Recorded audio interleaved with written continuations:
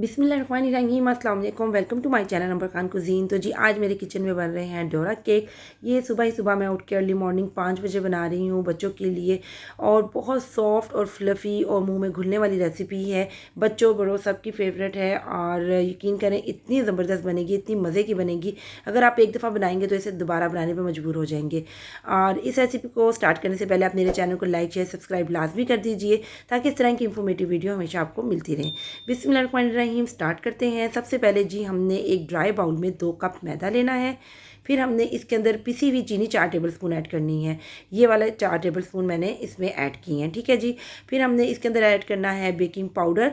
वो आपने इसके अंदर 2 टेबल स्पून ऐड करने हैं और अच्छा सा आपने मिक्स कर देना है। अब हमने इसके अंदर नमक ऐड करना है 1/4 टीस्पून।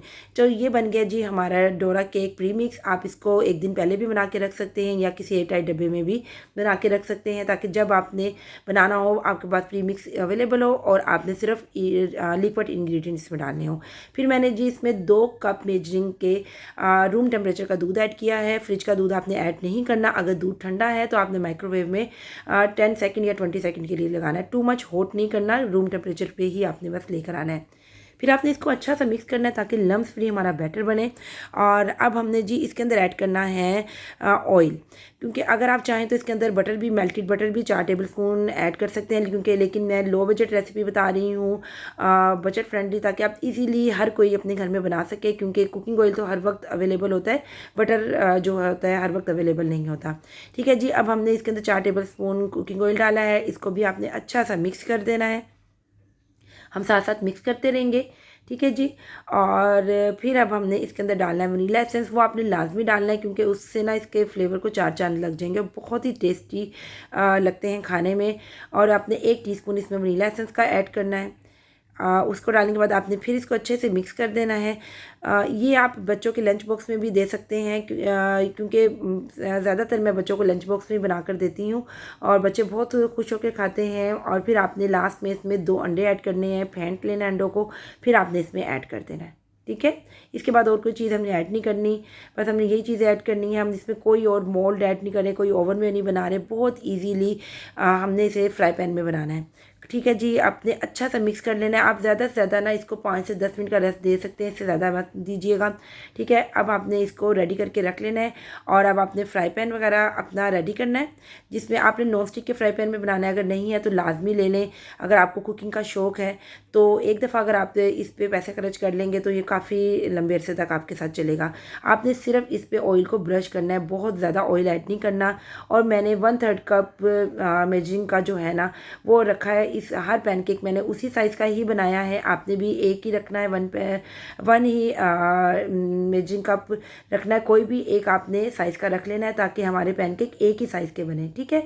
और उसके बाद आपने इसको लाइट हल्का सा इसको गोल कर लेना है अगर इसकी शेप आपको लगे ख़राब है। फिर आपने मीडियम टू लो फ्लेम पे बनाना है, आपने तेज़ आंच पे नहीं बनाना वरना कलर अच्छा नहीं आएगा। और जब इस तरह के बबल्स बनने लग जाएंगे तब आपने इसकी साइड को चेंज करना है। देखें कितना माशाल्लाह माशाल्लाह प्यारा सा कलर आया है।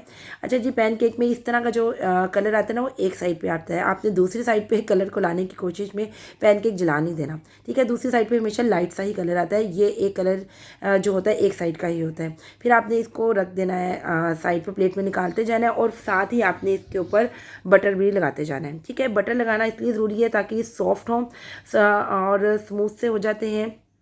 जब हम मुंह में डालते हैं ना बहुत सी माउथ मेल्टिंग से हो जाते हैं, इसलिए मैं लाजमी हर पैनकेक पे बटर लगाती हूँ और एक साइड पे बटर लगाना है, आपने दोनों साइडों पे नहीं लगाना।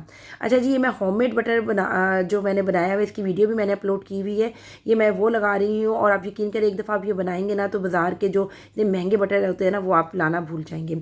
मैं आई बटन में भी इसका ब्लू बैंड बटर जो मैंने बनाया था इसका लिंक दे दूँगी और एंड स्क्रीन में भी दे दूँगी। ये देखिए एक और पैनकेक मैंने आपको दिखाया बना के, सेम इसी तरीके से आपने बनाना है। और एक साइड पे ही आप कलर आता है इसका, मैं आपको दोबारा बता दूं, ठीक है। फिर आपने वो भी निकालना है और सब पे आपने बटर लगाते जाना है। अगर आप चाहें तो इसको पैनकेक भी बना सकते हैं, बस इस पर मैपल सिरप आप डाल दें और बच्चों को इस तरह भी आप सर्व कर सकते हैं, बच्चे इस तरह भी शौक़ से खाते हैं, ठीक है। फिर वो वनीला पैनकेक बन जाएगा। अब माशाल्लाह देखें जी हमारे सारे पैनकेक बन के रेडी हो चुके हैं। अब हम जी इसके अंदर चॉकलेट स्प्रेड आप इसमें लगा सकते हैं या फिर आप इसके अंदर गनाश लगा सकते हैं या कोई भी चीज़ आपके पास अवेलेबल हो ईजीली आपने वो लगा देना है। अच्छा जी, जो डार्क कलर वाला है ना हिस्सा वो आपने नीचे की की साइड पे रखना है और ऊपर वाले हिस्से पे हमने चॉकलेट गनाश लगानी है। आपने अच्छी सी इसकी लेयर लगानी है। और एक्चुअली मेरा बेटा मेरे पास खड़ा था और वो मुझे कह रहा था मामा लगाती जाए, उसका बस नहीं चल रहा था कि पूरी बोतल ही लगवा दे इसके ऊपर। तो आपने अपने हिसाब से लगाना है, जितना ज़रूरी है इसके अंदर जितनी लेयर की ज़रूरत है आपने वो लगानी है। ठीक है, अच्छा सा आपने फिल कर लेना है इसको। मैं ये चॉकलेट गनाश एक दफ़ा ही बना के रख देती हूँ क्योंकि हमारे घर में जी चॉकलेट गनाश बहुत ज़्यादा यूज़ होता है। तो अगर आप भी इस तरह एक दफ़ा बना के रख देंगे ना तो आपको बाज़ार के महंगे स्प्रेड, चॉकलेट स्प्रेड या न्यूटेला वगैरह लाने की ज़रूरत नहीं पड़ेगी। अब हमने दूसरा पैनकेक उठाना है और इसके ऊपर रख देना है और साइड्स को आपने लाइट सा प्रेस कर देना है ताकि हम सील कर दें और ये जो स्प्रेड हमने लगाया है ना, ये चॉकलेट गनाश लगाई है, वो बाहर ना आए। फिर आपने इसको कट कर देना है और मज़े से आपने इसको खाना है। और चाहे आप टी टाइम पे बनाएं, बच्चे खाएं, बड़े खाएं, सभी बड़े शौक से खाते हैं। और उम्मीद है आपको मेरी रेसिपी अच्छी लगी है तो इसको लाजमी ट्राई कीजिएगा और मुझे अपनी दुआ में याद रखिएगा। मिलती हूँ फिर दोबारा किसी नई रेसिपी के साथ। अल्लाह हाफिज़।